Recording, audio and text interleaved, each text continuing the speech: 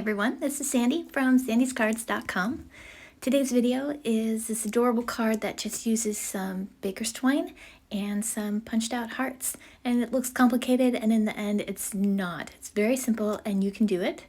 I'm going to start here with a card panel, and I am making some little marks on it that it's going to measure out to where my strings are going to lay. Now I just have this die cut fringed piece that I'm using to make my measurements easier.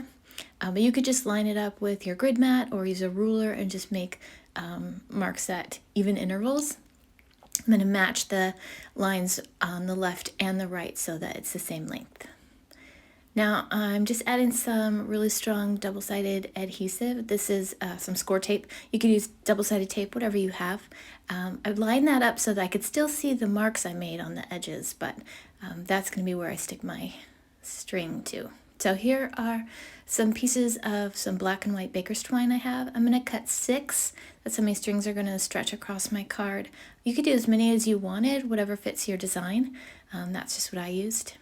So here I'm peeling off the release paper. This is just a really easy way to stick these down. I line it up with the mark I made. That's all measured out. I'm going to stretch it across the front of my card, press it into the tape on the other end, and it's ready to go. So same here, line it up with the mark I made, stretch it across the front of the card, and press it down into my score tape. Easy peasy, right? So I'm going to do this for all 6 of the strings I have. I'm going to go ahead and speed this up a little bit so it goes a little bit faster. I'm using a black and white baker's twine for this card.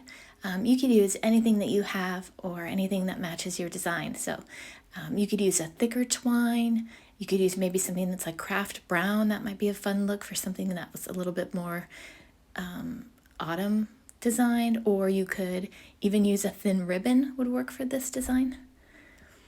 Anyway, so here we have all 6 of my strings laid out in even lines. You'll be able to tell that the bottom string leaves a little bit of distance to the end of the card at the bottom, and that's where I'm going to put my sentiment later. But first I'm going to put a foam panel across the back. There's a little bit of bulk that's created with the strings, and so I'm going to cover that up using this foam panel. That'll kind of even out the card front when it's all put together, but you wouldn't have to do this if you didn't want to. I'm using a craft foam sheet that I bought off Amazon. Has an adhesive backing, makes it super easy, but you could just use whatever you have. Now I'm going to go ahead and punch my hearts that are going on the front of this design. Lots of punching. They fly everywhere. So here I have several shades of blue, 3 shades of blue and a white patterned paper.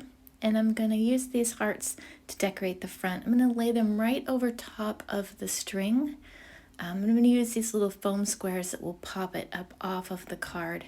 And the string will just sit right between those foam squares so that it will all lay and sit at an even level. You kind of have to fidget with it so it gets it just right. Put my first one there, and I'm going to do that with the rest of these, picking a pattern that I like with the colors and where they're situated. If you didn't have these little mini foam squares, you could use foam tape and just cut it into small pieces, or you wouldn't even have to pop up the hearts if you didn't want to. If you wanted to stick them straight down on top of the string, it does add a little bit of difference in the dimension, but it still would work just fine. Okay, there's all my hearts cut and placed just where I want them. Now here's my sentiment. This is a sweet sentiment I have from a stamp set by MFT Stamps.